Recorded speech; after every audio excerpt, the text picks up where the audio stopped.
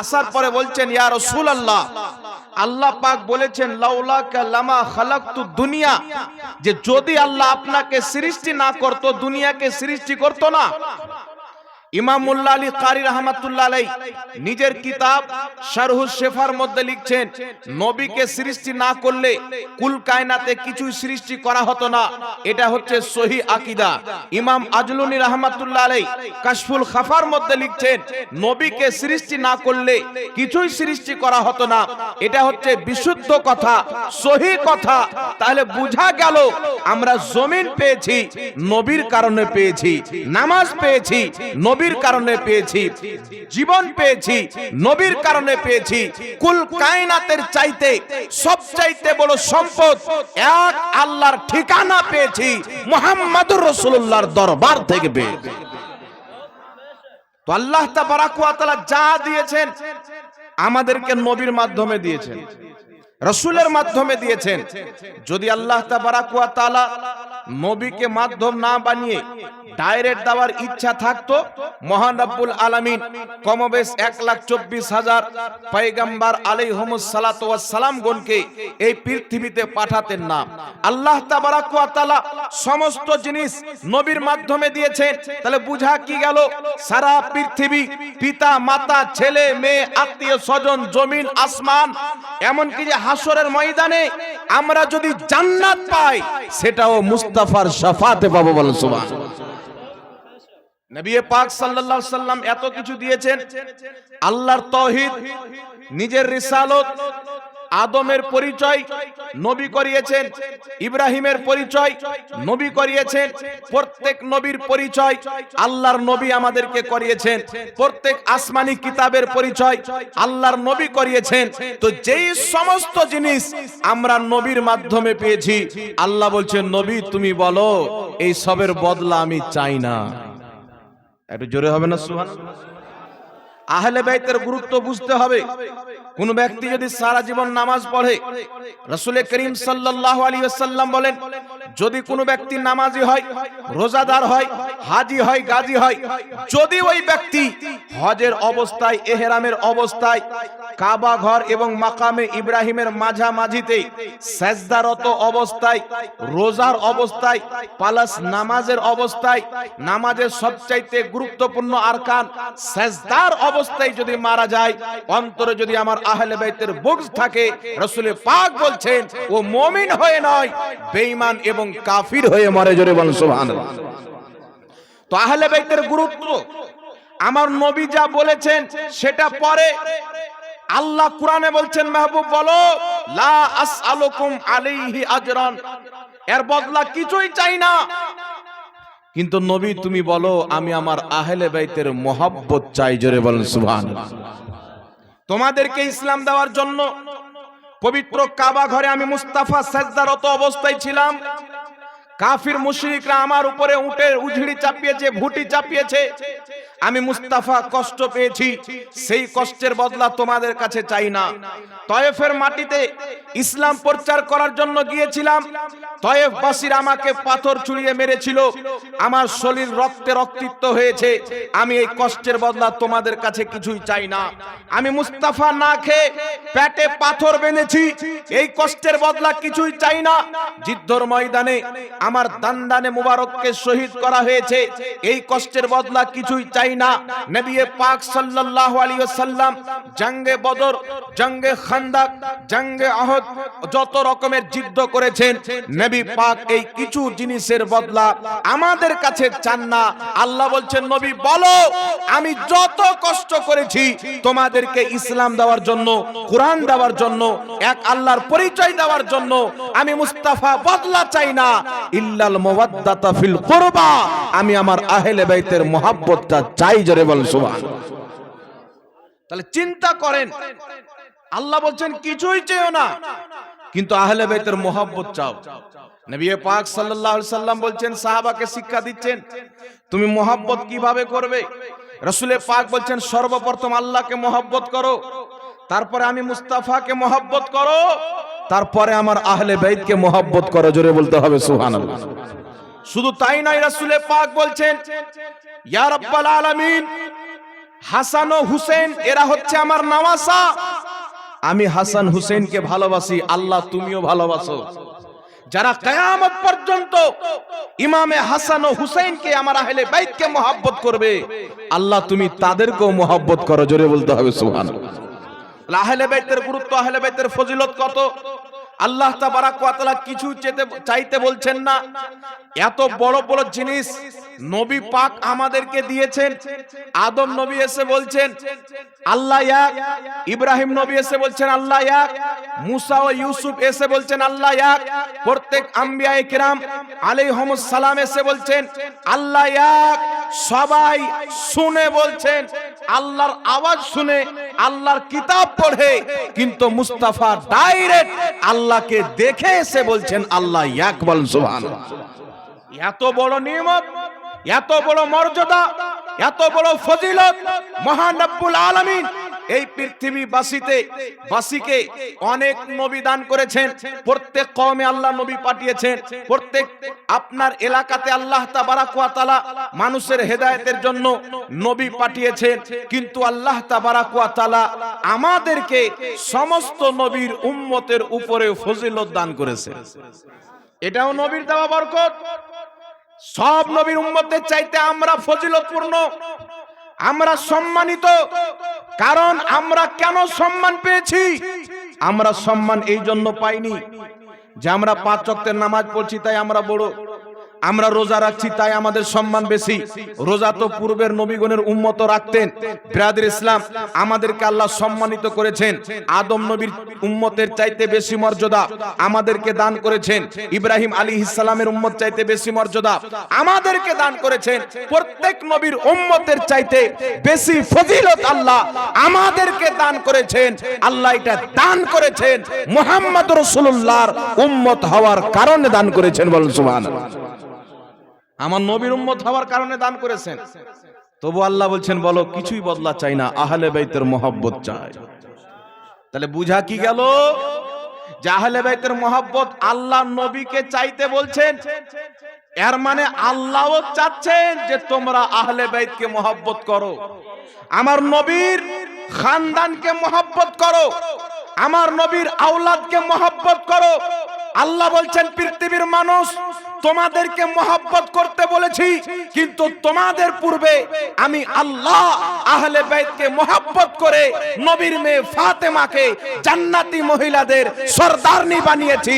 নবীর পুত্র, নবীর নওয়াসা ইমামে হাসান ও হুসাইনকে জান্নাতি যুবকদের সরদার বানিয়েছি। বল সুবহানাল্লাহ।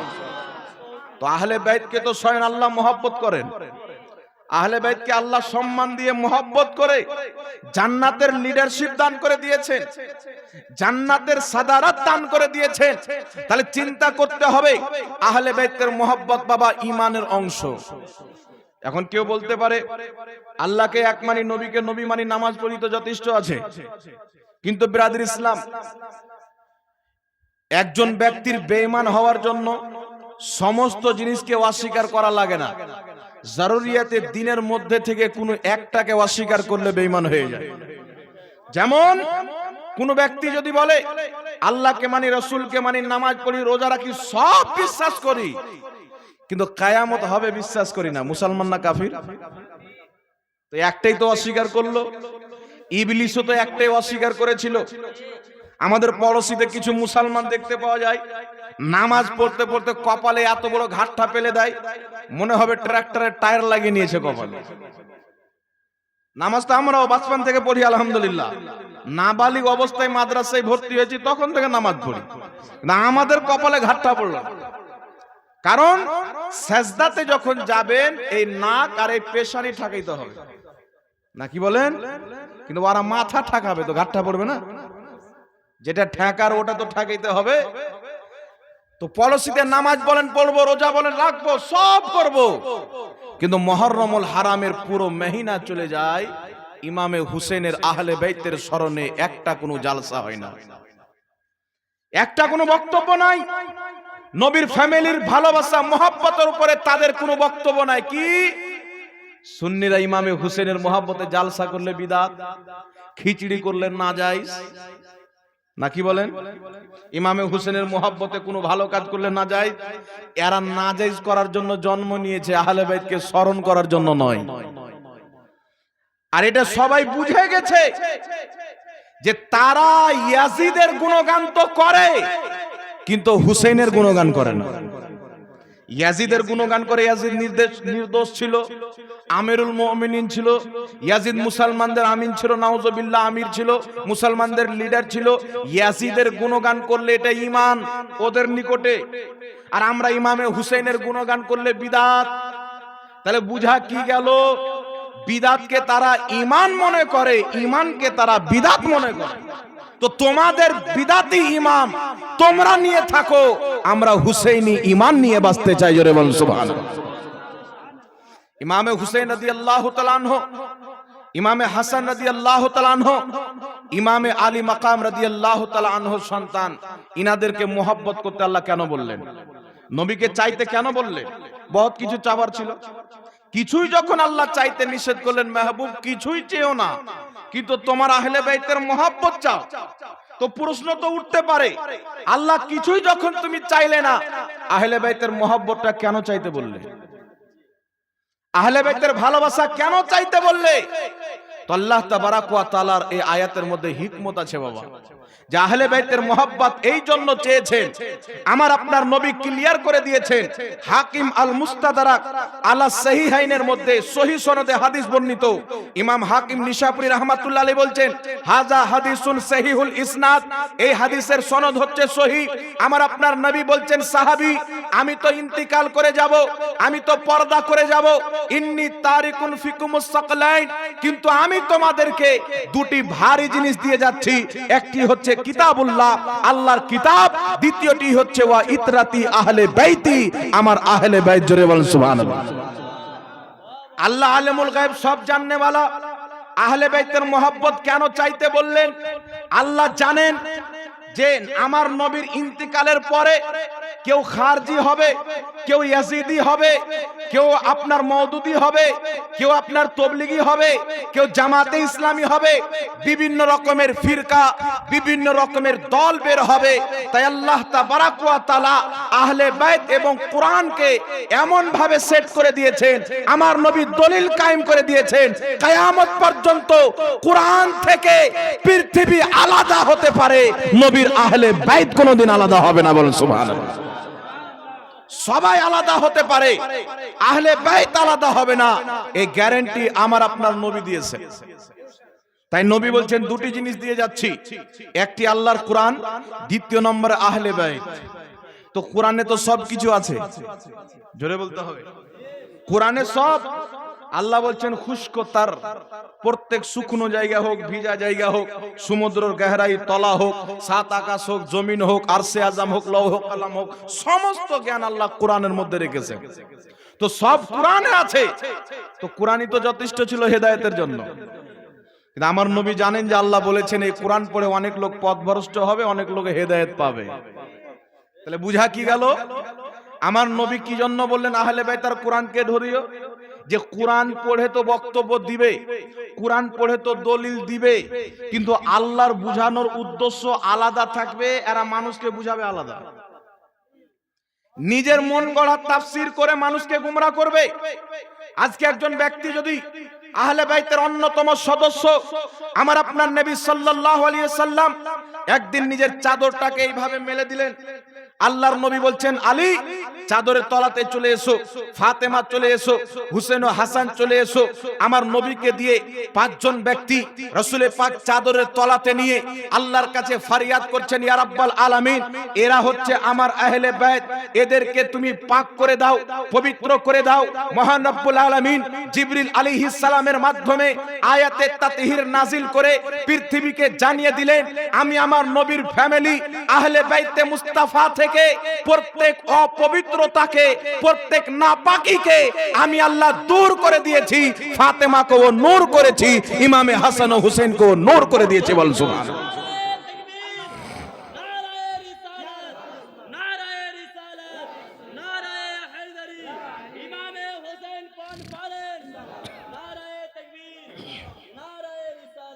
প্রত্যেক অপবিত্রতাকে আহলে বাইত থেকে আমি দূর করে দিয়েছি। তো হযরতে আলী রাদিয়াল্লাহু তাআলা আনহু নবীর চাদরের তলায় আল্লাহ তিনাকে পাক করে দিয়েছেন। এখন কেউ যদি দাঁড়িয়ে বলে ইয়া আলী আল মাদাদ, ফাতওয়া শিরকের। দলিল কি বাবা? বলো ইয়াকা না'বুদু ওয়া ইয়াকা নাস্তাঈন, আল্লাহ তোমার ইবাদত করি আর তোমার কাছেই সাহায্য চাই। তো আল্লাহর কাছেই সাহায্য চাইতে হবে, দুনিয়ার নবীর কাছে চাইলেও শিরক। আচ্ছা বলেন তো, শিরক সাহাবা বেশি বুঝে না গাঁজাখোর বেশি বুঝে? শিরক নবীর আহলে বাইত বেশি বুঝে না এরা বেশি বুঝে? সাহাবা কি বলে? ইমাম বুখারীর লেখা কিতাব আল আদাবুল মুফরাদের মধ্যে হাদিস, ইমাম ইবনু সুন্নি রাহমাতুল্লাহ আলাইহি নিজের কিতাব আমালুল ইয়াউমি ওয়াল লাইল কিতাবের মধ্যে হাদিসটি উল্লেখ করেছেন। তাবরানী শরীফের মধ্যে হাদিসটি উল্লেখ। হযরতে আব্দুল্লাহ ইবনে উমর, হযরতে উমরের ছেলে আব্দুল্লাহর পা ডান সাইড প্যারালাইসিস হয়ে গেল, কাজ করা বন্ধ করে দিল। বড় বড় হাকিম তাবিবকে দেখানো হলো, ঠিক হচ্ছে না। শেষ পর্যায়ে একজন বিখ্যাত তাবি গিয়ে বলছেন, হুজুর উযকুর আহাব্বান নাসি ইলাইকা, আপনি যাকে নিজের জান চাইতেও বেশি ভালোবাসেন, সব চাইতে বেশি ভালোবাসেন, তাকে স্মরণ করেন, হয়তো আপনার পাও ঠিক হয়ে যাবে। তো হযরতে আব্দুল্লাহ ইবনে উমর বলছেন, না এটা তো তুমি শিরক করতে বলছো। আরে মুসিবতে পড়েছো তো আল্লাহকে স্মরণ করো। উনি এই কথা বলছেন না। হযরতে আব্দুল্লাহ ইবনে উমর ফওরান তাড়াতাড়ি করে বলছেন, ইয়া মুহাম্মাদা, হে মুহাম্মদ হেল্প করো, সাহায্য করো। আল্লাহ তাবারাক ওয়া তাআলা যেমনই ইয়া মুহাম্মদ বলে সাড়া দিয়েছেন, সঙ্গে সঙ্গে তিনার পাওকে আল্লাহ শেফা দিয়ে ঠিক করে দিয়েছেন। বলেন সুবহানাল্লাহ। সঙ্গে সঙ্গে আল্লাহ শেফা দান করেছেন। তো হযরতে আব্দুল্লাহ ইবনে উমর কেন নবীকে স্মরণ করলেন? নবীর ইন্তিকালের অনেক বছরের পর ঘটনা ঘটছেন। নবী শুয়ে আছেন মদিনা গুম্বাদে খাজরার তলায়, আর ইবনে উমর আছেন কুফার মাটিতে। আর হযরতে মুজাহিদ সহ চারজন তাবেঈ এই হাদিসটিকে বর্ণনা করেছেন। আর হাদিসের সনদ একবারে সহিহ, কেউ জয়ীফ বলতে পারবে না।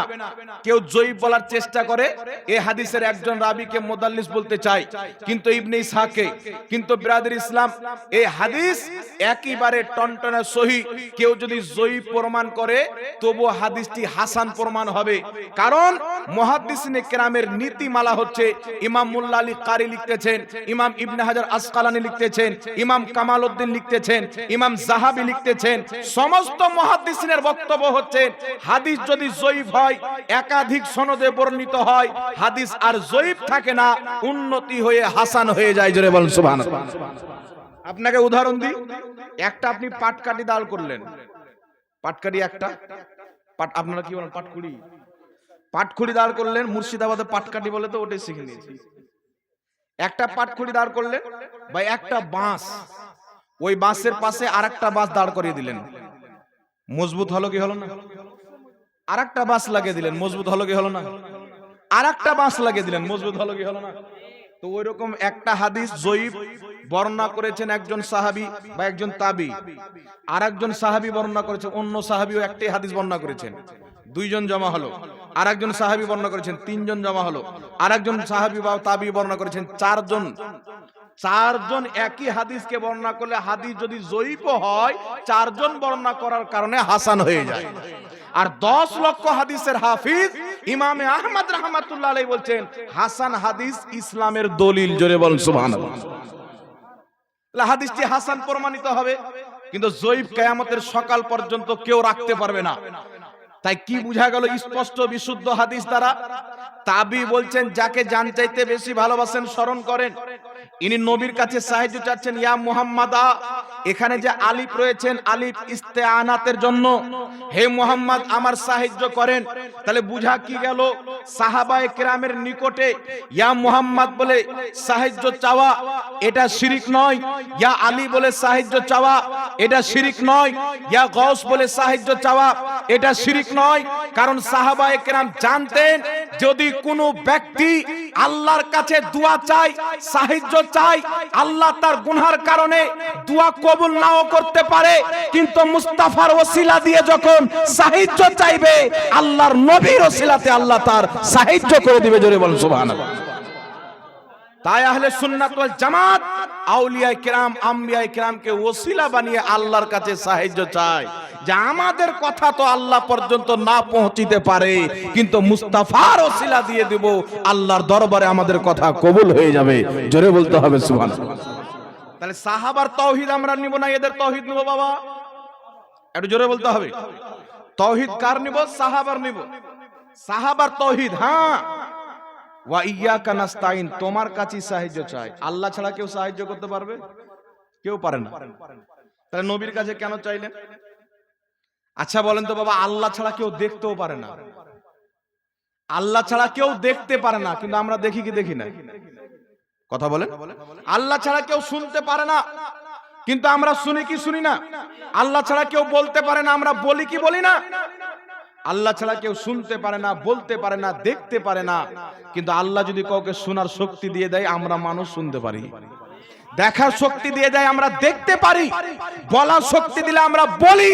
সেই রকম মহান রব্বুল আলামিন ছাড়া কেউ কাউরির হেল্প করতে পারে না, কিন্তু আল্লাহ তাবারাক ওয়া তাআলা নিজের বান্দাকে সাহায্যকারী বানিয়ে দেয়। সেই বান্দা আল্লাহর দেওয়া শক্তিতে মানুষের হেল্প করে থাকে। জোরে বলেন সুবহানাল্লাহ। একটা ওষুধ আল্লাহর দেওয়া শক্তিতে জ্বরকে ভালো করে দেয়, তো ওষুধের ওসিলা নিলে শিরক কেন হয় না? ওষুধ বড় না নবী বড়? জোরে বলে। ওষুধ হচ্ছে জিসমানি এলাজ, আর নবীর ওসিলা হচ্ছে রুহানি এলাজ।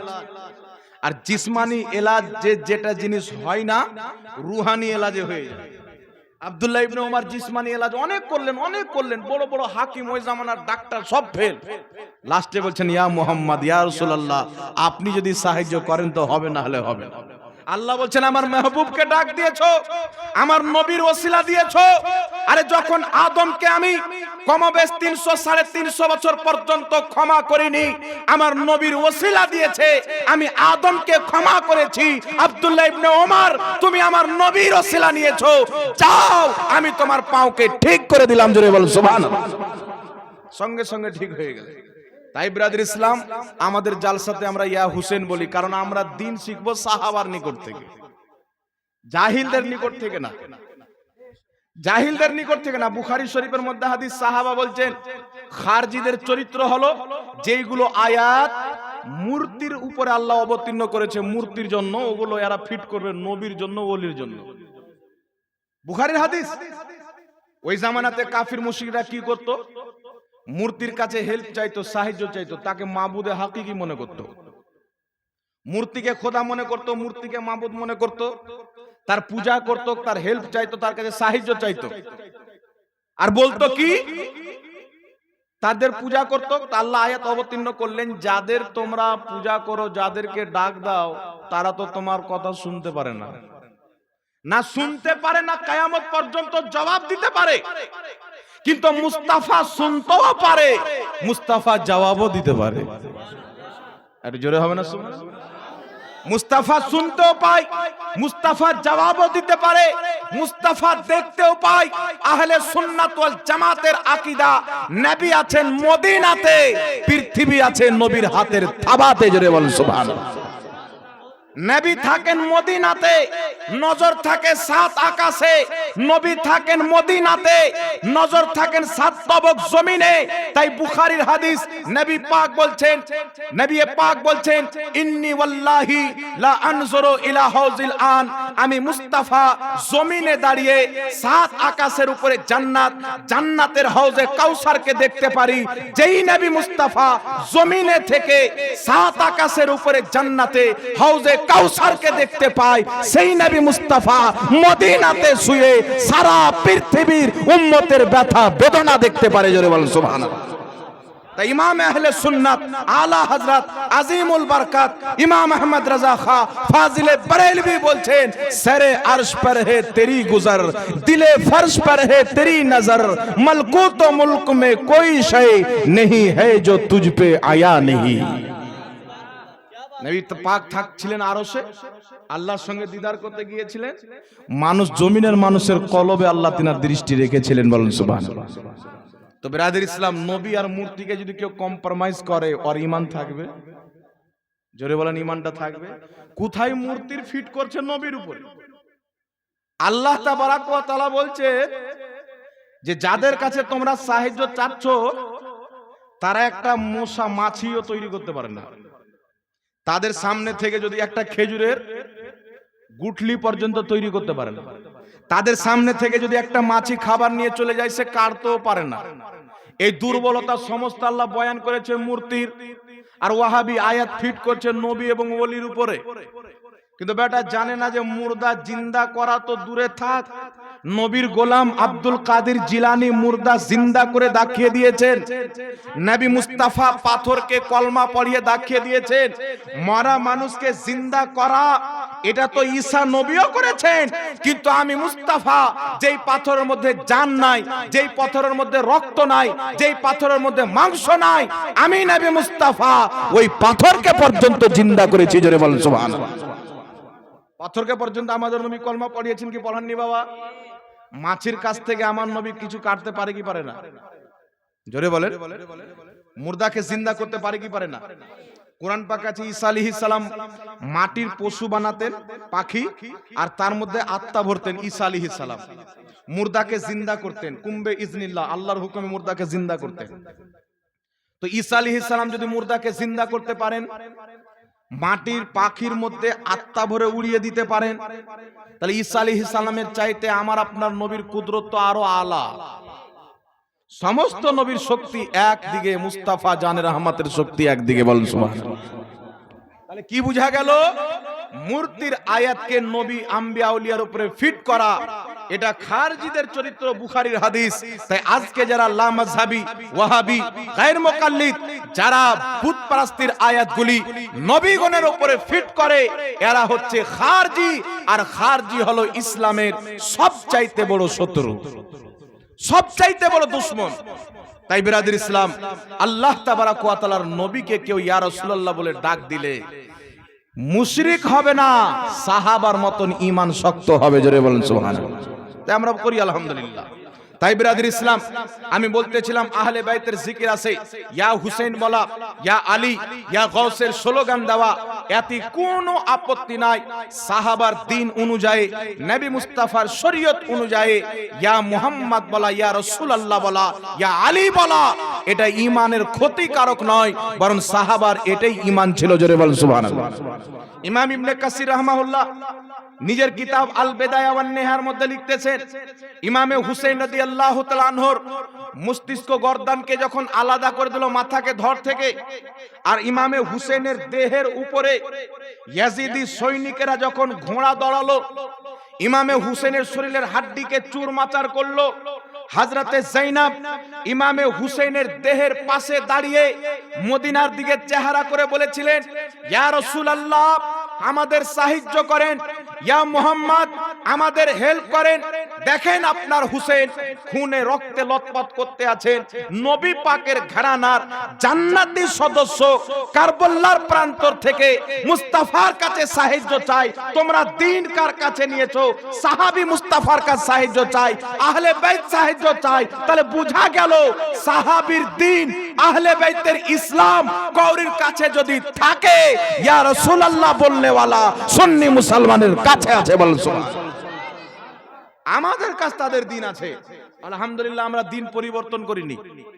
আমাদের দিন ওটাই যেটা খাজা গরিব নওয়াজের দিন, যেটা গৌসে আজমের দিন, যেটা ইমামে আজম আবু হানিফার দিন, যেটা কারবালার ইমামে হুসেনের দিন, যেটা মদিনার মুস্তাফা জানে রহমতের দাওয়া দিন। জোরে বলতে হবে সুবহানাল্লাহ। এবার চলে আসেন বিরাদর ইসলাম, আহলে বাইত এত জুলুম করেছেন। এমনিতে 10ই মুহররমে অনেক ঘটনা ঘটেছে। আদম আলাইহিস সালামকে জমিনে অবতীর্ণ করা হয়েছে 10ই মুহররম, তওবা কবুল হয়েছেন 10ই মুহররম। হযরতে নূহ আলাইহিস সালাতু ওয়াস সালামকে উনার কাস্তিকে জুদি পাহাড়ে লাগানো হয়েছে, কিনারা আল্লাহ দান করেছেন 10ই মুহররমে। তারপরে হযরতে ইউনুস আলাইহিস সালাতু ওয়াস সালামকে যেই দিন মাছের পেট থেকে আল্লাহ নাজাত দান করেন সেই দিন 10ই মুহররম ছিলেন। ইব্রাহিম খলিলুল্লাহকে নামরুদের আগুন থেকে আল্লাহ যেদিন বের করেন সেই দিনও 10ই মুহররম। তো 10ই মুহররমে, এবং আল্লাহ তাবারাক ওয়া তাআলা মুসা আলাইহিস সালামের জন্য সমুদ্রের মাঝখানে রাস্তা তৈরি করেছিলেন আর ফিরআউনকে ডুবিয়ে দিয়েছিলেন। তো ওই দিনটাও ছিল 10ই মুহররম। জোরে বলেন সুবহানাল্লাহ। তার জন্য ইহুদিরা ওই 10 মুহররমে রোজা রাখতো। আমার নবী সাল্লাল্লাহু আলাইহি সাল্লাম একদিন ইহুদিদের পাশে দিয়ে অতিক্রম করলেন, তারা রোজা রেখেছে, আলোচনা করছে। তো আমার নবী বললেন, কেন রোজা রেখেছো? তো তারা বলছে যে এই দিনে মুসা আলাইহিস সালামকে আল্লাহ মানে সমুদ্রতে রাস্তা দিয়ে পার করিয়ে দিয়েছিলেন, নমরুদকে গরক করে দিয়েছিলেন, তার আনন্দতে আমরা রোজা রাখি। তো আমার আপনার নবী সাল্লাল্লাহু আলাইহি ওয়াসাল্লাম বললেন, তো মুসা আলাইহিস সালামকে তো আমরা মাননেওয়ালা বেশি, হকদার তো আমরা বেশি, কারণ আমরা অরিজিনাল মানে, ইহুদি ডুপ্লিকেট মানে। তো আমার নবী নিজে রোজা রাখলেন, সাহাবাকে হুকুম করলেন, মুসলিম শরীফের হাদিস, যে 10ই মুহররমে আমিও রোজা রাখছি, তোমরাও রোজা রাখো। আর নবী পাক বললেন, যদি আমি আগামী বছর বেঁচে থাকি তাহলে আমি দুটো রোজা রাখবো, 9 মুহররম 10 মুহররম। তাই হযরত ইবনে আব্বাস রাদিয়াল্লাহু তাআলা আনহু বলেন, তিরমিজি শরীফের হাদিস, যে তোমরা 10ই মুহররমে রোজা রাখো এবং 9 মুহররমে রোজা রাখো। সহিহ ইবনে খুজাইমার মধ্যে হাদিস, একই বর্ণনাকারী ইবনে আব্বাস রাদিয়াল্লাহু তাআলা আনহু বলছে, যদি কোনো ব্যক্তি কারণ ক্ষেত্রে 9 মুহররমে রোজা রাখতে পারলো না, তাহলে 10, 11 রাখবে। যদি 9, 10 না রাখতে পারেন তাহলে 10 এবং 11 রাখবেন, এটা সাহাবা থেকে প্রমাণিত। তাই আমরা 10ই মুহররমে আহলে সুন্নাত ওয়াল জামাত দুটি রোজা রাখি, দুটি রোজা। এক, এই দিনে আল্লাহ তাবারাক ওয়া তাআলা মুসা আলাইহিস সালামকে সমুদ্রের মাঝে রাস্তা দান করেছেন, ফিরআউনকে গরক করে দিয়েছেন, দুশমনের রাসূলকে। তারপরে ইমামে হুসেন শহীদ হয়েছে। অনেক ঘটনা এই মাসে ঘটার কারণে আমরা আমাদের নবী রোজা রেখেছেন, সাহাবা রেখেছে, তাই আমরা আহলে সুন্নাত ওয়াল জামাত রোজা রাখি এবং রাখবো, বলেন ইনশাআল্লাহ। এবার আরেকটা কথা শুনেন, কিছু মার্কেটে বিনা দাঁতের মৌলবি বেরিয়েছে বাবা, মানে দাঁতে নেই, হ্যাঁ, মানে কমপ্লিট হাদিস পড়ে না, ফাতোয়া মেরে বসে থাকে। একজন বাংলাদেশের মৌলবি শুনলাম বক্তব্য দিচ্ছে যে 10ই মুহররমে ইমামে হুসেন শহীদ হওয়ার কারণে 10 মুহররমের মর্যাদা বাড়েনি, বরং 10 মুহররমে ইমামে হুসেন শহীদ হয়েছেন বলে ইমামে হুসেনের শাহাদতের মর্যাদা বেড়েছে। নাউজুবিল্লাহ বলবেন না? এ কোন কোম্পানির গাঁজাওয়ালা ট্যাবলেট খায় আল্লাহ জানে। আল্লাহ হেদায়েত দান করুক, সকলে পড়েন আল্লাহুম্মা। 10ই মুহররম তো আগে থেকেই ফজিলতপূর্ণ, ইমামে হুসেন শহীদ হওয়ার কারণে এই 10 মুহররমের মর্যাদা আল্লাহ আরো বাড়িয়ে দিয়েছে, জোরে বলেন সুবহানাল্লাহ। আর ইমামে হুসেন রাদিয়াল্লাহু তাআলা আনহু 10ই মুহররমে কারবালার মাটিতে শহীদ হয়েছেন। ব্রাদার ইসলাম, আপনারা সকলে জানেন, জ্ঞানী গুণী মানুষ আপনারা, যে এই দেশে এককালীন মুঘলদের হুকুমত ছিল। তার মধ্যে আপনাদের বাদশাতে, আপনাদের বাঙ্গালের মাটিতে সিরাজউদ্দৌলা নামক, মুর্শিদাবাদে হাজারদুয়ারি সিরাজউদ্দৌলা একজন বাদশা ছিল না, শিয়াল ছিল উনি ছিলেন শিয়া। এইভাবে আরো বাদশা ছিলেন, যেমন তাইমুর লাং। তাইমুর লাং একজন ন্যাংড়া ব্যক্তি ছিল, লাং মানে হচ্ছে ন্যাংড়া, তাইমুর লাং মানে ন্যাংড়া তাইমুর। এসছিল ইরান থেকে, আর ইরান হচ্ছে শিয়াদের দেশ। ওখান থেকে এসে 10ই মুহররমে এ তাজিয়া চালু করলো, ঢোল। আগেকার মুসলমান রোজা রাখতো, জালসা করতো, আহলে বাইতের জিকির আজকার করতো, ভালো কাজ করতো। তাইমুর লাং শিয়া বাদশারা এসে তারা মানে আহলে বাইতকে অনেক নবী চাইতেও বেশি বড় করে দেয়, নাউজুবিল্লাহ। তো সে এসে কি করলো, ঢোল বাজনা চালু করলো, লাঠি খেলা চালু করলো, তাজিয়া বের করা চালু করলো, ভণ্ডামো চালু করলো। আর বাদশা যখন করবে তো দেশের লোক তো করবে। মোদি বলছে থালি বাজাও, অনেক লোক বাজালছে, কি বাজায়নি। আর এটা ইমামে হুসেনের নামে মুসলমান বাজারে, বাপরে, হুসেন এই দিনে শহীদ হয়েছে, মার ঢোল বাজা। এই ঢোল চালু হলো শিয়াদের মাধ্যমে, কিন্তু আফসোসের কথা, আলিম ওলমা সেরকম না থাকার কারণে এটা চর্চা হয়ে গেল সুন্নিদের মাধ্যমে। কাদের মাধ্যমে? আর সুন্নি হচ্ছে নবীর তৈরি করা, আর শিয়া হচ্ছে ইহুদির তৈরি করা। শিয়াদের যে হেড কোচ, প্রতিষ্ঠাতা শিয়া দলের, ওই লোকটা ছিল ইহুদি, মুসলমান সেজেছিল। যেমন সালাহুদ্দিন আইয়ুবী রাহমাতুল্লাহ আলাইহি মসজিদ আকসা আজাদ করার পর 3000 আলিমকে ফাঁসি দিয়েছিলেন। কত হাজার?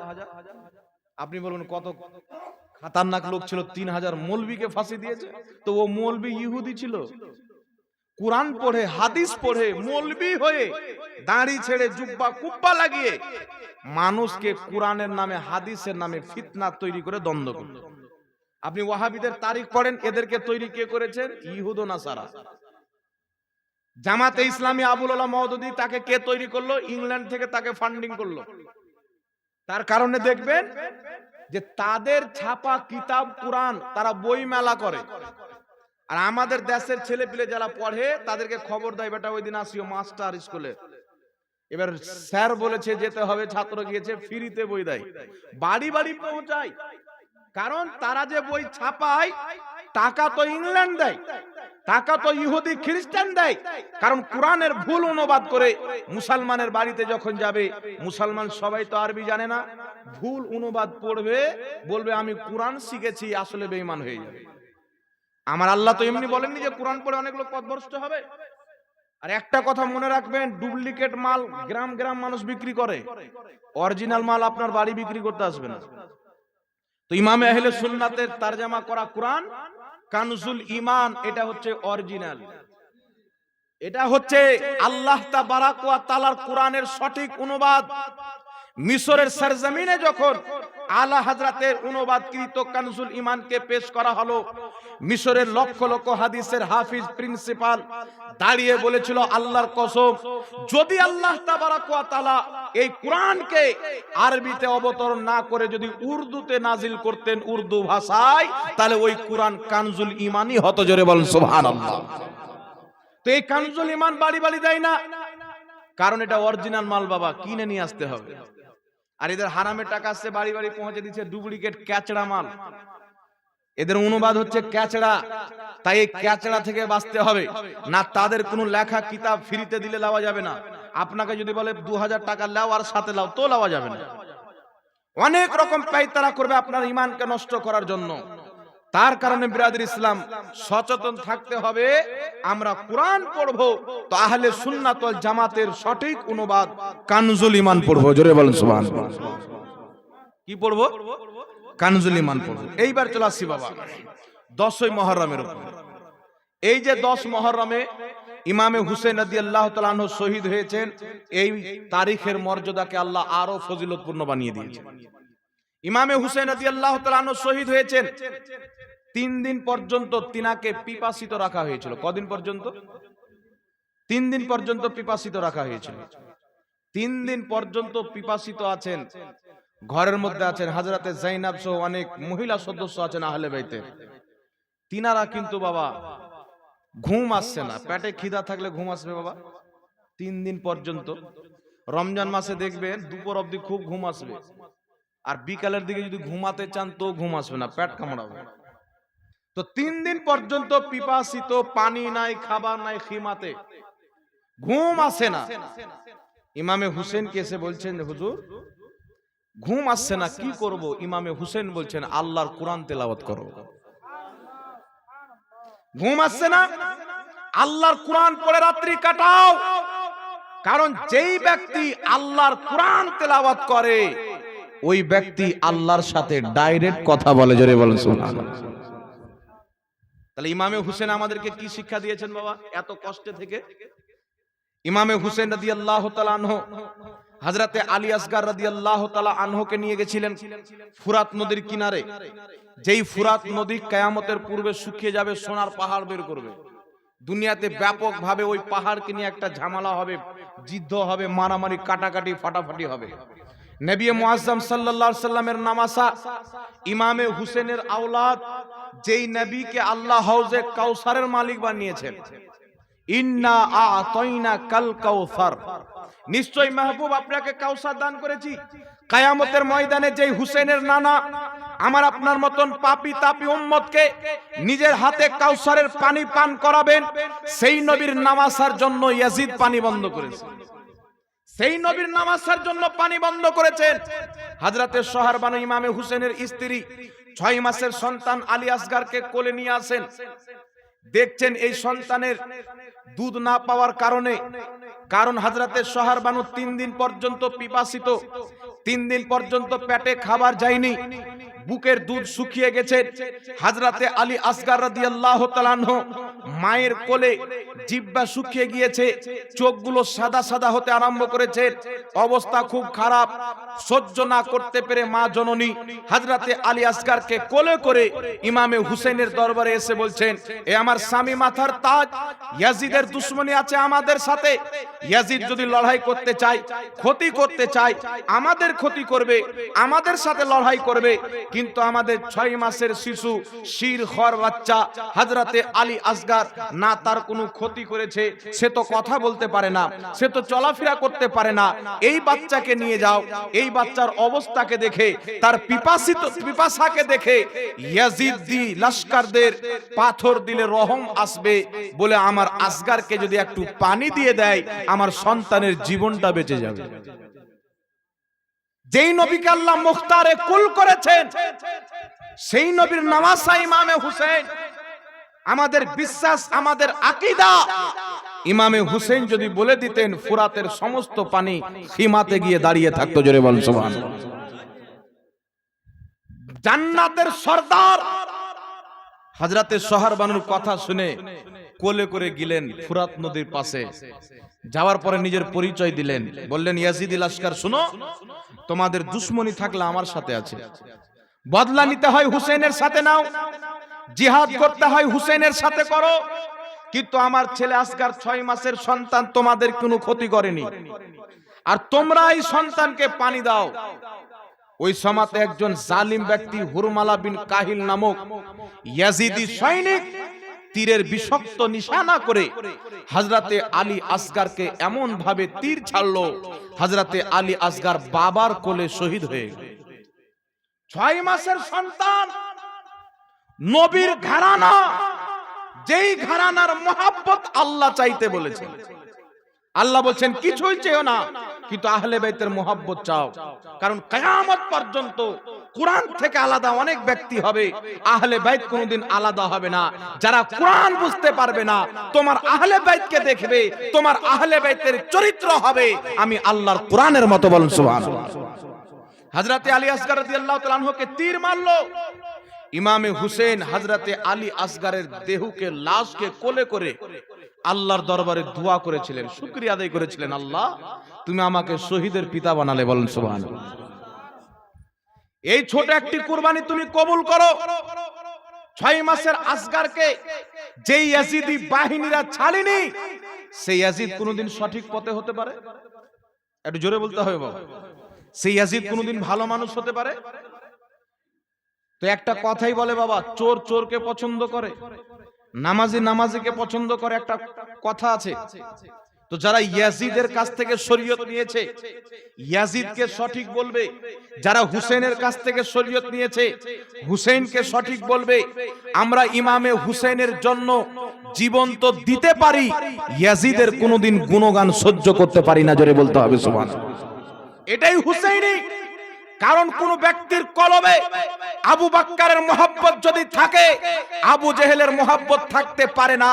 কোন ব্যক্তির অন্তরে আলীর মহব্বত যদি থাকে, খারজির মহব্বত আসতে পারে না। কোন ব্যক্তির অন্তরে আহলে বাইতের মহব্বত, হুসাইনের মহব্বত যদি থাকে, ইয়াজিদের মহব্বত আসতেই পারে না। জোরে বলেন সুবহানাল্লাহ। এই দুটো জিনিস এক জায়গায় জমা হতে পারে না। ঈমান আর কুফর এক জায়গায় জমা হয় না। কোন ব্যক্তি যদি কুফরি করে, ঈমান শেষ হয়ে যায়। কোন ব্যক্তি যদি ঈমান আনে, কুফর শেষ হয়ে যায়। হুসেন যার অন্তরে চলে আসে, ইয়াজিদ খাল্লাস হয়ে যায়, ইয়াজিদ শেষ। তাই বিরাদর ইসলাম, ইমামে হুসেন রাদিয়াল্লাহু তাআলা আনহু পানির জন্য 3 দিন পর্যন্ত পিপাসা আছেন। একবার যদি বলে দেয় পানি, ফুরাতের পানিকে, এই পানি, আমি নবীর নওয়াসা জান্নাতি যুবকদের সর্দার হুসেন বলছি, আমার খিমাতে চলে এসো, পানি এসে হাজির হয়ে যাবে।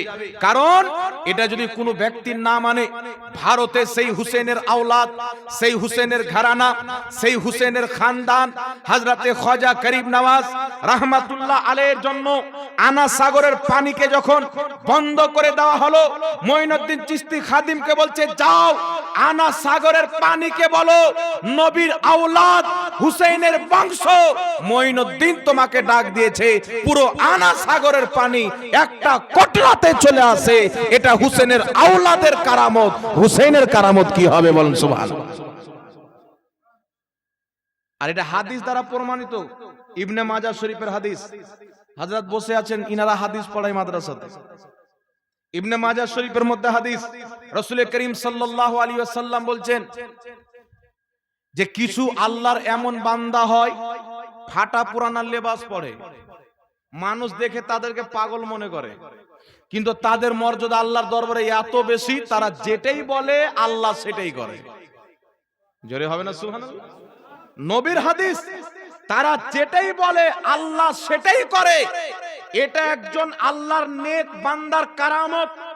আর সারা আকাইদে নাসাফির মধ্যে লেখা আছে আল কারামাতু হাক্কুন, কারামত হলো সত্য।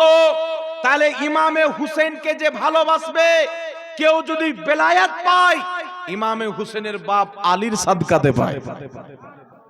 বেলায়েত বন্টন আল্লাহ পাক করেছেন, নবীর ঘরানা থেকে বন্টন করেছেন। তাহলে চিন্তা করতে হবে, যেই ব্যক্তি ইমামে হুসেনের মহব্বত, আহলে বাইতকে মহব্বত করে, নবীকে মহব্বত করে, আল্লাহকে মহব্বত করে, আহলে বাইতকে মহব্বত করে ওলি হয়েছেন, সে যেটাই বলবে আল্লাহ সেটাই করবে। তো ইমামে হুসেনের কত মর্যাদা হবে, ইমামে হুসেনের কত ফজিলত হবে। ইমামে হুসেন এই হাদিস অনুযায়ী যদি বলে দিতেন পানি এসো, আল্লাহ ওই পানিকে হাজির করে দিত। জোরে বলেন সুবহানাল্লাহ। কারণ যে আল্লাহর হয়ে যায়, আল্লাহ তার হয়ে যায়। একটা উদাহরণ দিচ্ছি বাবা, আপনি কুরবানির সময় চলে আসলো, একটা হাঁসুয়াকে নিয়ে গেলেন পা ঝানোর জন্য, গরু জবাই করবেন। কামারকে দেখবেন ওই হাঁসুয়াকে আগুনের মধ্যে ভরে, কয়েক মিনিট পর আগুন কিন্তু নিজের রং ওই হাঁসুয়ার উপরে চাপিয়ে দেয়। আপনি কয়েক মিনিট পর হাঁসুয়াকে বের করবেন, বুঝতে পারবেন না, ও বলবেন আগুন হয়ে গেছে, নিজের রং চাপিয়ে দিয়েছেন। তো কোন ব্যক্তি যখন আল্লাহ আল্লাহ করতে করতে, আল্লাহর জিকির করতে করতে দুনিয়াকে ভুলে নিজেকে আল্লাহর মহব্বতে ফানা করে ফানা ফিল্লার মাকামে চলে যায়, আল্লাহর হয়ে যায়, আল্লাহ তার হয়ে যায়। বুখারী শরীফের হাদিস, আল্লাহ বলছেন আমি তার জবান হয়ে যাই, আমি তার কান হয়ে যাই, আমি তার চোখ হয়ে যাই, আমি তার পাও হয়ে যাই, আমি তার হাত হয়ে যাই। অর্থাৎ কি, কান থাকে তার, শুনাই আমি আল্লাহ, চোখ থাকে তার, বলাই আমি আল্লাহ। তাই আউলিয়ায়ে কেরাম এবং সাহাবায়ে কেরামের জবান থেকে কোন জিনিস যদি বেরিয়ে যায়, আল্লাহ সেটাকে করে দেখিয়ে দেয়। জোরে বলেন সুবহানাল্লাহ। এটা কি বলা হয় আউলিয়ায়ে কেরামের কারামত। তো ইমামে হুসেন বললি তো চলে আসতেন, কিন্তু ইমামে হুসেন পৃথিবীকে শিক্ষা দিয়ে গেছেন। পড়ো 10 মুহররমের তারিখ, আমি ইমামে হুসেন ইয়াজিদের হাতে বাইত কেন গ্রহণ করিনি, ইয়াজিদকে পীর বলে কেন মানিনি? এই জন্য মানিনি যে ইয়াজিদ ছিল ভণ্ড, ইয়াজিদ দারু পান করনেওয়ালা ছিল, নামাজ ছাড়নেওয়ালা ছিল, ইয়াজিদ জিনাকারী ব্যক্তি ছিল, মসজিদে নবী ও মসজিদে হারামের তাকাদ্দুসকে ধ্বংস করনেওয়ালা ইয়াজিদ। নবী মুস্তাফার মসজিদ, মসজিদে নবী শরীফে 3 দিন পর্যন্ত আজান হয়নি। একজন সাহাবী লুকিয়েছিলেন ইয়াজিদি সৈনিকদের ভয়ে, মসজিদে নবীর কোণাতে লুকিয়েছিলেন।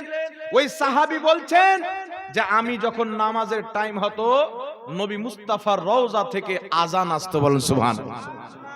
নবীর কবর থেকে আজানের আওয়াজ আসতো, আমি সেই আওয়াজ শুনে বুঝে দিতাম এটা জোহরের টাইম হয়েছে, এটা আসরের টাইম হয়েছে। একটু জোরে হবে না সুবহানাল্লাহ। নবী আমার রওজা থেকে দেখছেন ইয়াজিদি বাহিনীর জুলুম অত্যাচারের কারণে আমার সাহাবী মসজিদে লুকিয়ে আছেন, আমি আমার সাহাবীর নামাজ কাজা হতে দিব না। মুস্তাফা নিজেই আজান দিতেন। জোরে বলেন সুবহানাল্লাহ। তাই বিরাদর ইসলাম, ওই ইয়াজিদ মসজিদের তাকাদ্দুসকে পামাল করেছেন, ইমামে হুসেন তার হাতে হাত দেয়নি। কারণ তখন থেকেই ভণ্ড পীর আর আসল পীর চালু হয়েছিল। এখন আমাদের দেশে আছে কি নাই? কিছু পীরও ভণ্ড আছে আর কিছু মুরিদও ভণ্ড আছে। কিছু পীরও ভণ্ড আছে, কিছু মুরিদও ভণ্ড। কিছু মুরিদ আছে, এরা আবার মানে চোখ বন্ধ করলে মদিনাতে গিয়ে নামাজ পড়ে। হ্যাঁ, মানে আমাদের নবী, সাহাবা, ইমামে হুসেন কত হাজারো কিলোমিটার হেঁটে হেঁটে আল্লাহওয়ালারা গিয়ে হজ করেছেন, যখন সাওয়ারি টাওয়ারি কিছু ছিল না। এত কষ্ট করে উনারা চোখ বন্ধ করে মদিনা যদি চলে যেতেন, তাহলে কষ্ট করে কেন যেতেন? হেঁটে না, কি বলেন? চোখ বন্ধ করে যদি মদিনা যাওয়া হতো, তাহলে আউলিয়ায়ে কেরামরা হজ কেন করতেন? আর এইরকম ভণ্ড সবচেয়ে বেশি পাওয়া যায় হযরতে সাবিরে পাক রাহমাতুল্লাহ আলাইহির সিলসিলাকে মান্যকারী বলে নিজেকে, ওয়ারসি। ওয়ারসি দেখবেন কাউয়ালিতে ওই মানে কুত্তাকে বিল্লি, বিল্লিকে কুত্তা বানায় ওরা। বুঝতে পারছেন? মানে পীরকে নবী, নবীকে খোদা, মানে কোনো ইলিম নাই, ইমান আকীদা সম্পর্কে জানে না। কাউয়ালি আসলো জমার জন্য, কি কি বলে দিল, ইমানও চলে গেল, বউটাও চলে গেল, বাচ্চা কাচ্চা সব যারও সন্তান হয়ে গেল।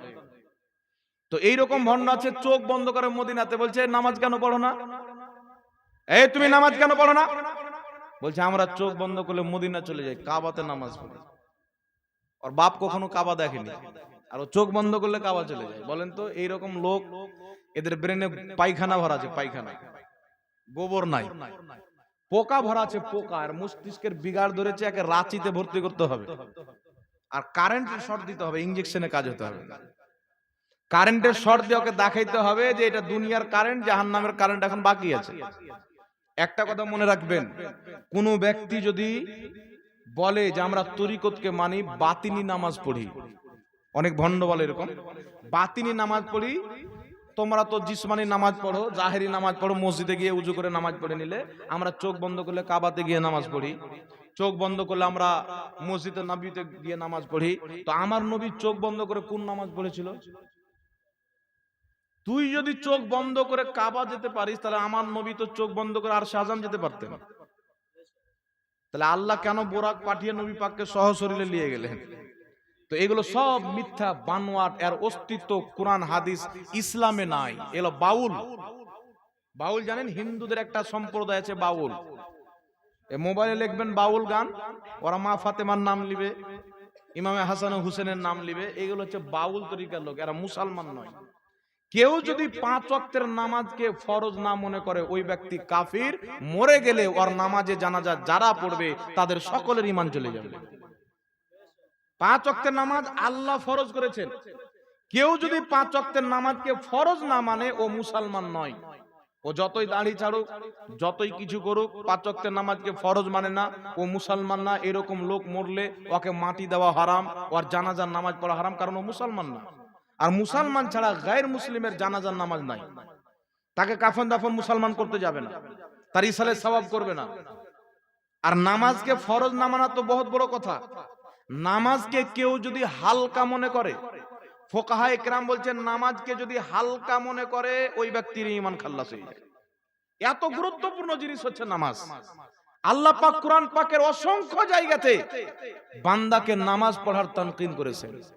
রাসূল পাক বলেছেন দুনিয়াদারি ছেড়ে দিও, কিন্তু আল্লাহর ফরজ করা নামাজকে ছাড়িও না। আমাদের নবীকে আল্লাহ কত দায়িত্ব দিয়েছিলেন, আমাদের নবীকে কত জিম্মেদারি আল্লাহ পাক দিয়েছিলেন। তো দেখেন, আমাদের উপরে 5 ওয়াক্তের নামাজ ফরজ, আমাদের নবীর উপরে 6 ওয়াক্তের নামাজ ফরজ, 1 ওয়াক্তের বেশি। যে আল্লাহর সবচাইতে বেশি নিকটীয় লোক,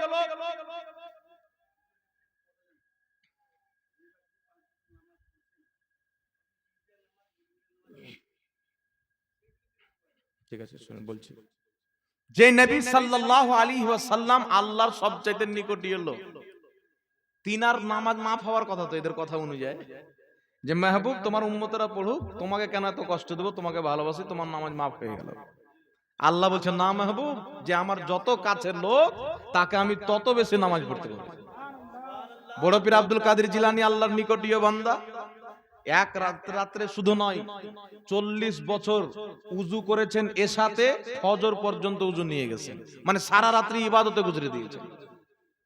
ইমামে আজম আবু হানিফা রাহমাতুল্লাহ আলাইহি, আমাদের মাযহাবের ইমাম, ইন্তিকাল করলেন। উনার পড়োশির একটা মেয়ে তার বাবাকে গিয়ে বলছে, ছোট বাচ্চা, আব্বা আবু হানিফার বাড়িতে ছাদের উপরে সারা রাত্রি একটা খাম্বা দেখতে পেতাম, পিলার দেখতে পেতাম। যেই দিন থেকে আবু হানিফা ইন্তিকাল করেছে, পিলার দেখতে পাই না। বাপ বলছে, মা ওটা আবু হানিফা ছিল, পিলার ছিল না। সারা রাত্রি আল্লাহর ভয়ে কাতর হয়ে দাঁড়িয়ে ইবাদত করতে বলেন। তেবি তিনারা মর্যাদা পেয়েছেন যে যত আল্লাহর নিকটীয় বান্দা তার নামাজ তত বেশি আছে। আর এখন বলছে চোখ বন্ধ করে কাবাতে নামাজ পড়ি। হাই রে দুর্দশা! কোন ব্যক্তি নামাজকে ফরজ না মানলে কাফির হয়ে যাবে। মুসলমান আছে নামাজকে ফরজ মানে কিন্তু পড়ে না, এটা সুদ খাওয়ার চাইতেও বড় পাপ, জেনা করার চাইতেও বড় পাপ, দারু পান করার চাইতেও বড় পাপ, শুয়ারের গোশত খাওয়ার চাইতেও বড় পাপ হচ্ছে নামাজকে ছেড়ে দেওয়া। সব চাইতে বড় পাপ। কাফিরের মতো নবী পাক বলেছেন, প্রকাশ্য হাদিসের অর্থ হচ্ছে যেই ব্যক্তি জেনে শুনে 1 ওয়াক্তের নামাজ ছেড়ে দিল, ও কাফির হয়ে গেল। কিন্তু আলহামদুলিল্লাহ ফুকাহায়ে কেরাম অনুবাদ করে পৃথিবীর মুসলমানদের ঈমানটাকে বাঁচিয়েছেন। নবী পাক উদ্দেশ্য যেটা সেটা ফুকাহায়ে কেরাম বয়ান করেছেন। যেই ব্যক্তি জেনে শুনে এক ওয়াক্তের নামাজ ছাড়লো ওই ব্যক্তি কাফিরের মতো কাজ করলো। তো নামাজকে ফরজ মানে কিন্তু নামাজ পড়ে না, এ হচ্ছে মহা পাপী। এরকম ব্যক্তিকে মসজিদের কমিটি রাখা জায়েজ নয়। যে নামাজ পড়ে না ওর কোনো অধিকার নাই যে ও মসজিদের কমিটি থাকবে। নামাজ পড়ে না কোনো অধিকার নাই যে কবরস্থানের কমিটি থাকবে। যে নামাজ পড়ে না কোনো অধিকার নাই যে কোনো মাদ্রাসার কমিটি থাকবে। শরীয়তের আসল ফতোয়া যদি দেখেন, বেনামাজিকে মসজিদের কমিটি রাখা বৈধ নয়। জি, কিন্তু উলামায়ে কেরাম কিছু তাবিল করেন যে বেনামাজি আছে মসজিদের কমিটি রাখো যদি নামাজি হয়ে যায়। কিন্তু কমিটি রাখা 10 বছর হয়ে গেল নামাজি হয় না, রেখে লাভ কি? ভাগাও। জি, মসজিদ যেখানে 5 ওয়াক্তের নামাজ মুসলমানকে আল্লাহ ফরজ করে দিয়েছেন, আপনি কি মনে করছেন ইমামে হুসেনের স্মরণে মাহফিল করেছেন? ইমামে হুসেন যুদ্ধর ময়দানে চতুর সাইডে তলোয়ার, আপনি লড়াই করতে গেছেন ময়দানে, কোন পাকে আপনাকে মেরে দিবে ওই সময়তে যদি আপনি নামাজ কাজা করে দেন জায়েজ আছে। কিন্তু ইমামে হুসেন কারবালার ময়দান চতুর সাইডে ইয়াজিদি লস্কর, কে কোন পাকে তীর ছেড়ে দিবে, কোথায় এসে হামলা করে দিবে, সমস্ত জিনিসকে তাকের উপরে রেখে আল্লাহর দরবারে সাজদায় পড়েছিলেন, নামাজকে ছাড়েননি। ইমামে হুসেন কারবালার জমিন থেকে শিক্ষা দিয়েছেন, পেগাম দিয়েছেন, দুনিয়াতে সমস্ত কর্ম, মাঠে কাজ করা, চাকরি করা, একদিন দুই দিন যদি ছেড়ে দেন আপনি চলতে পারবেন, এক ওয়াক্তের নামাজকে ছেড়ে দিলে ইমানদারদের চলবে না। বলেন সুবহানাল্লাহ। যতই মুসিবত আসুক নামাজ ছাড়িও না, এটাই তো ইমামে হুসেন শিক্ষা দিয়েছেন। কিন্তু আমাদের কিছু ছেলে পেলে মনে করে কি ঢোল বাজিয়ে নিলে হয়ে গেল। তাহলে তোর বাপ মরবে তখন ঢোল বাজাস? বাংলাদেশে কিছু গাঁজাখোর বেরিয়েছে, এ আবার নিজেকে পীর বলে একটা আছে, বলছে আমার মরণকালে ঢোল বাঁশি বাজায়। বলছে কালেমা কালামো ভাই কোনো কিছুর দরকার নাই, আমার গস পাকের গুণগান গাইও, ও তরিকার ভাইও, আমার মরণকালে ঢোল বাঁশি বাজাইও। ওকে কবরে রাখার পর যে ফেরেশতা কিরকম করে ওকে বাজাবে আল্লাহই ভালো জানে। তো এইরকম মূর্খ জাহিল ইসলামে কেন বেরিয়েছে জানেন? আমরা আমাদের সন্তানকে ইলমে দিন শিখাই না।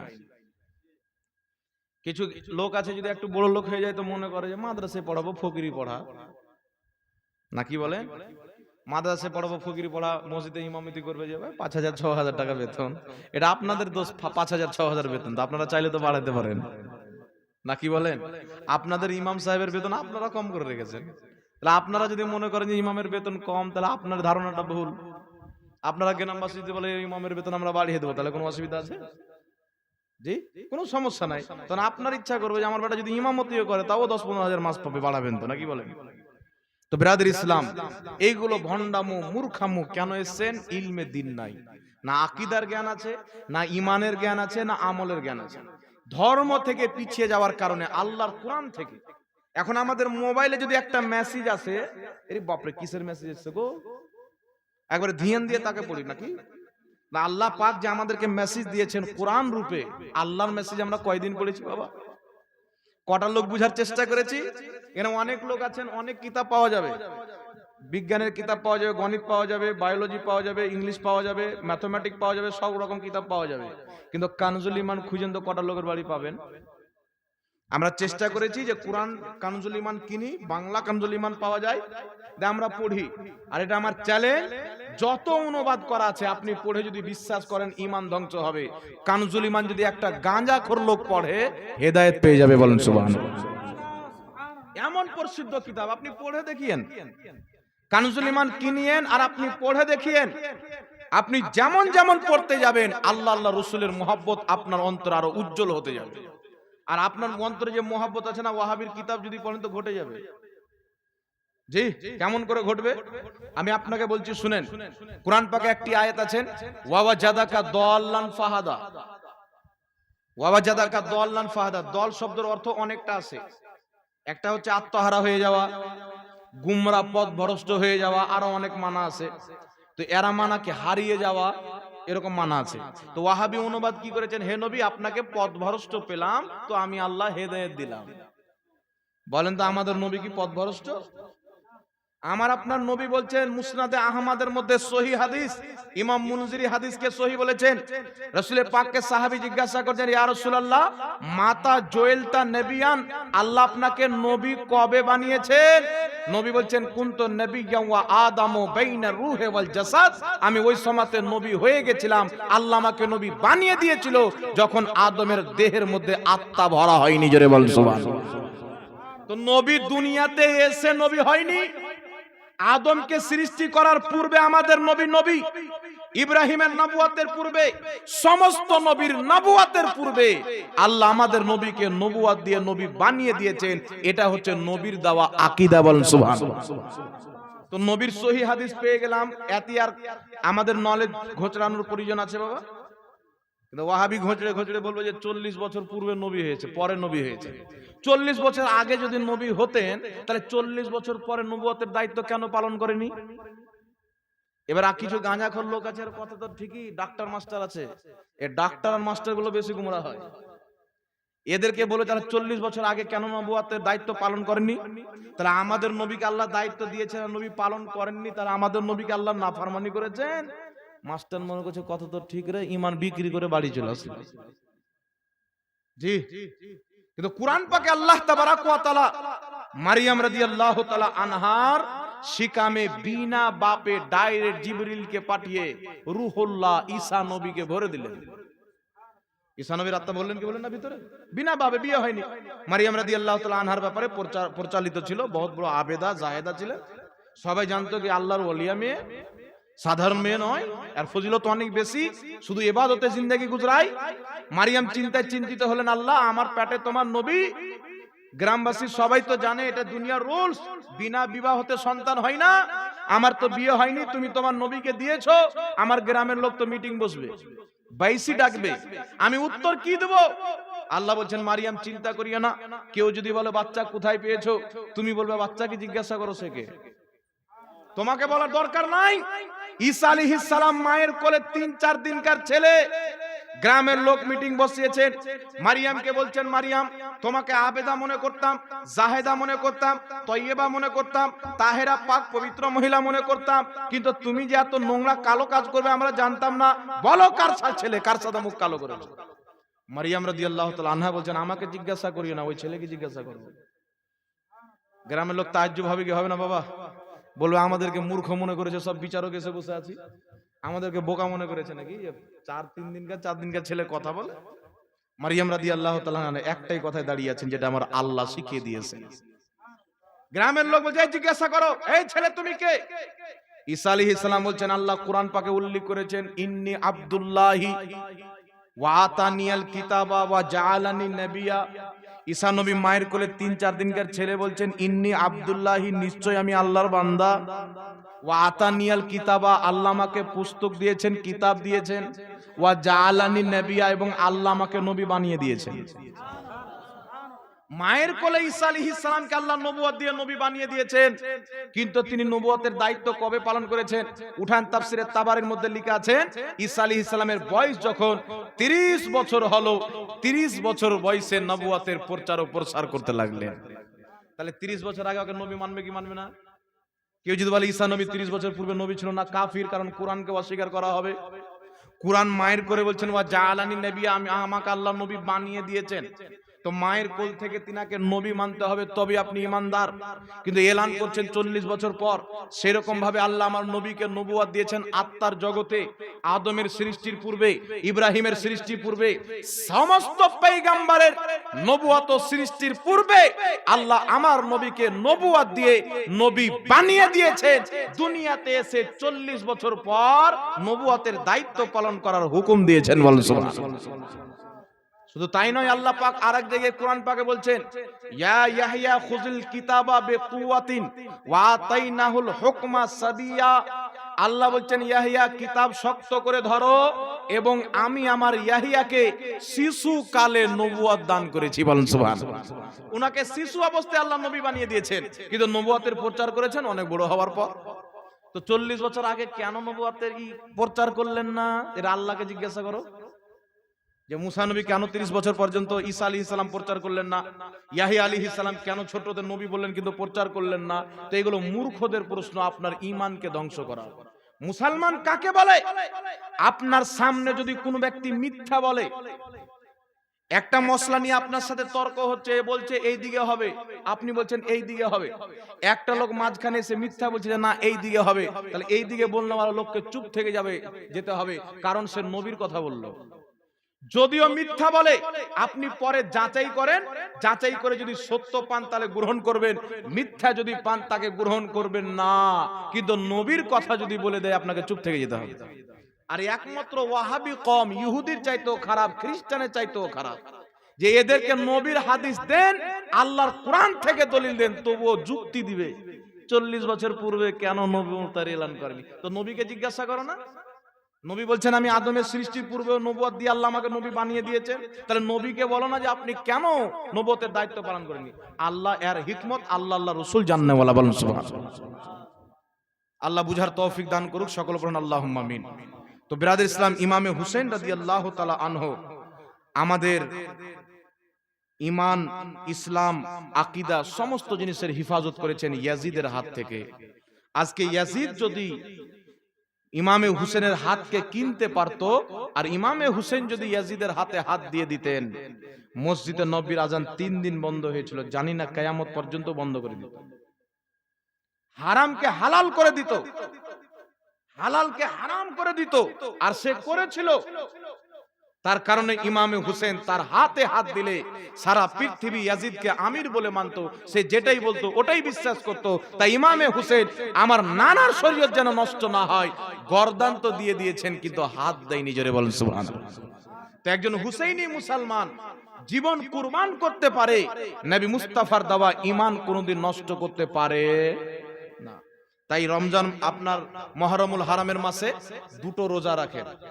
অনেকেও খিচুড়ি রান্নার ব্যবস্থা করে, কোনো অসুবিধা নাই, কারণ খাবারের মাধ্যমেও ইসালে সওয়াব করা জায়েজ আছেন, বৈধ আছে। ইমাম জালালউদ্দিন সিউতি রাহমাতুল্লাহ আলাইহি শারহুস সুদুরের মধ্যে লিখেছেন খাওয়া দাওয়ার মাধ্যমে ইসালে সওয়াব করা বৈধ রয়েছে।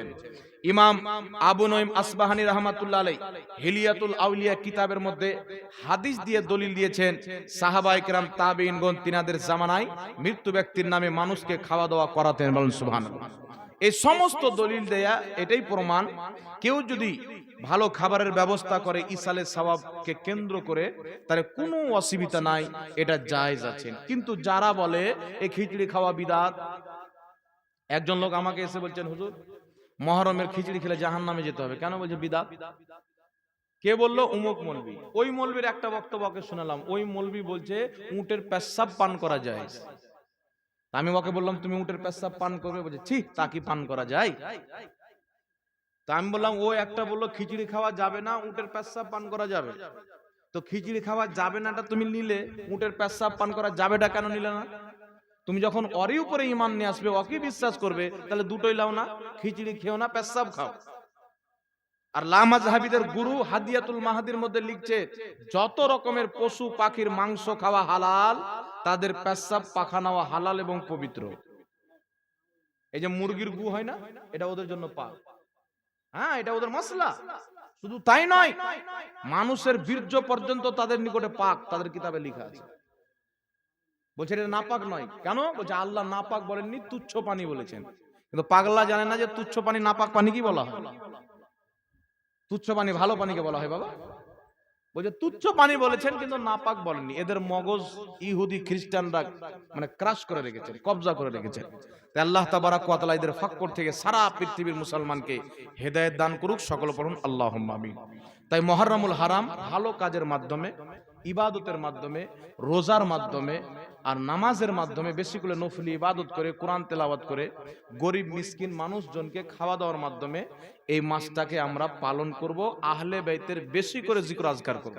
যারা ইমাম আছেন, মাদ্রাসার মুদাররিস আছেন, যেখানে বক্তব্য হবে, মাহফিল হবে, এই মাসে কাজ করে প্রত্যেক মাহফিলে আহলে বাইতের তারা ফজিলত বয়ান করবে, নবীর ঘরানার ফজিলত। এই ঘরানা হচ্ছে পাক পবিত্র, এমন পবিত্র যে আল্লাহ তাবারাক ওয়া তাআলা মা ফাতেমা রাদিয়াল্লাহু তাআলা আনহার মধ্য থেকে একটা যে মহিলাদের রক্ত আসে প্রত্যেক মাসে, ওই রক্ত পর্যন্ত আল্লাহ দূরে সরিয়ে দিয়েছেন, বলেন সুবহানাল্লাহ।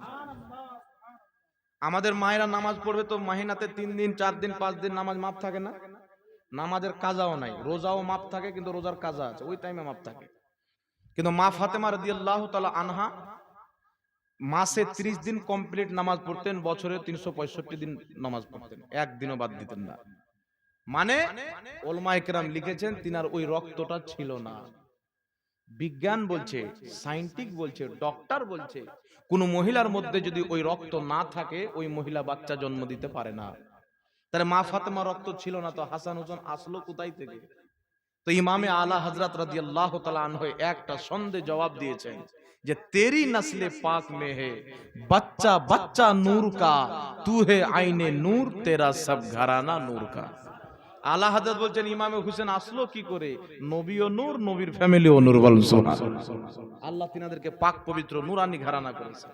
তাই উনাদের ঘরানা আর আমাদের ঘরানার মধ্যে বাবা আসমান জমিন তফাৎ আছে। একটা হাদিস শুনিয়ে দিয়া, আমার আপনার নবী মাল বন্টন করছেন, তো ইমামে হাসান ও হুসেনকে 2 হিস্সা করে দিচ্ছেন, আর অন্য সাহাবীর ছেলে তাদেরকে 1 হিস্সা করে দিচ্ছেন। একজন সাহাবী বলছেন, হুজুর আপনি ইমামে হাসান ও হুসেনকে 2 হিস্সা দিচ্ছেন, আমাদেরকে 1 হিস্সা দিচ্ছেন। আমি তো এটা বলতে পারবো না যে আপনি তাদের হিস্সা কমিয়ে দেন, কিন্তু আপনি আমাদের হিস্সা তো বাড়াতে পারেন। তো নবী পাক সাল্লাল্লাহু আলাইহি সাল্লাম বলছেন যে হুসেনের মতন নানা নিয়ে এসো, হুসেনের মতন মা নিয়ে এসো, হুসেনের মতন আলী নিয়ে এসো।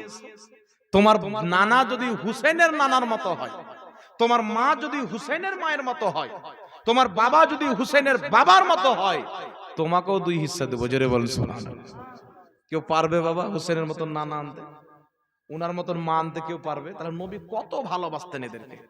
তাই ইমামে হুসাইন রাদিয়াল্লাহু তাআলা আনহু ইনাদের গুণগান একটি রহমত। নবী পাকের হাদিস, ইনদা যিকরুস সলিহিন তানাজ্জালুর রাহমা, যেখানে আল্লাহর নেক বান্দাদের প্রশংসা করা হয়, গুণগান করা হয়, আল্লাহর রহমত বর্ষিত হয়। ইমামে হুসেন আল্লাহর শুধু নেক বান্দা নয়, নেক বান্দাদের সরদার। তাহলে তিনাদের যদি আমরা গুণগান করি কত ফজিলত হবে। রাসূল পাক বলছেন, আন নাজরু ইলা ওয়াজহি আলিয়িন ইবাদা, আলীর চেহারাকে দেখাও ইবাদত। আহলে বাইত নবীর ঘরানা এমন একটা পবিত্র ঘরানা, তাদের দিকে দেখাও ইবাদত, তাদের কথা বলাও ইবাদত, তাদেরকে স্মরণ করাও ইবাদত, তাদের নামের মাহফিল করাও ইবাদত। জোরে বলুন সুবহানাল্লাহ।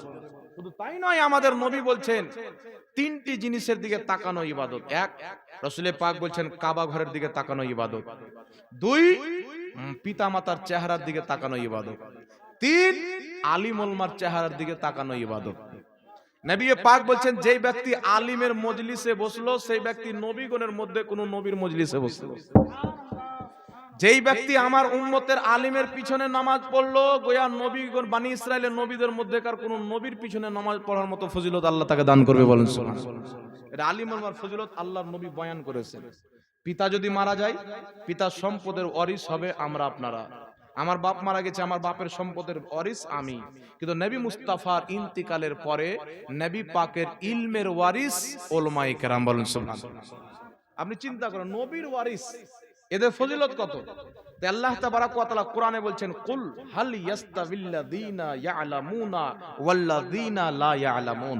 হে নবী তুমি বলো, যারা আলিম যারা আলিম না দুইজন কি সমান? ইমাম সিয়ুতি বলছেন লা ইয়াস্তাবি, দুইজন সমান না। আল্লাহ পাক কোরআন পাকে বলছেন একমাত্র আলিমরাই আল্লাহকে ভয় করে। বলেন সুবহানাল্লাহ। তাই বিরাদর ইসলাম, আলিমের সম্মান, বর্তমানে অনেক পীর আছেন, হাজারো পীরের চাইতেও বেশি। কোন পীর যদি হক্কানি হয়, আলিমও আছে প্লাস পীরও আছে, তাহলে তার সম্মান আলিমের চাইতে বেশি হবে। কিন্তু এখন তো আলিম নাই, পীর এরকম আছে কি নাই?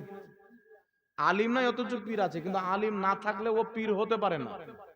কারণ শরীয়তে পীর হওয়ার 4টা শর্ত। 1, সুন্নি সহিহুল আকীদা হওয়া। ওয়াহাবি, দেওবন্দি, কাদিয়ানী, খারজি 72 জাহান্নামী ফিরকার কেউ পীর হতে পারে না। 2 নম্বর, এতটুক ইলম হওয়া, কমপক্ষে হালাল হারাম আকীদাগুলির ব্যাপারে যেন জানে। 3 নম্বর, সিলসিলা যেন কাটা না থাকে, নবী পর্যন্ত থাকে। 4 নম্বর, প্রকাশ্যে যেন কোনো হারাম কাজ না করে। একটা যদি প্রকাশ্যে হারাম কাজ করে নেয় তাহলে হলো ফাসিক। আর ফাসিকে মুআল্লিম যে হবে তার পীরত্ব চলবে না। কথা বুঝে আসছে বাবা? তাই পানি পিও ছানকে, পীর পাকড়ো পেহচান। একজন ব্যক্তি জিজ্ঞাসা করছেন যে হুজুর, আমি সুন্নি সহিহুল আকীদা, যারা আহলে সুন্নাতের আলিম ওলামা আছে তাদের বক্তব্য শুনি, কোনো মশলা মাসেল পড়লে তাদেরকে জিজ্ঞাসা করি, আমি যদি সারা জীবন পীর না ধরি কোনো অসুবিধা আছে? কোনো সমস্যা নাই।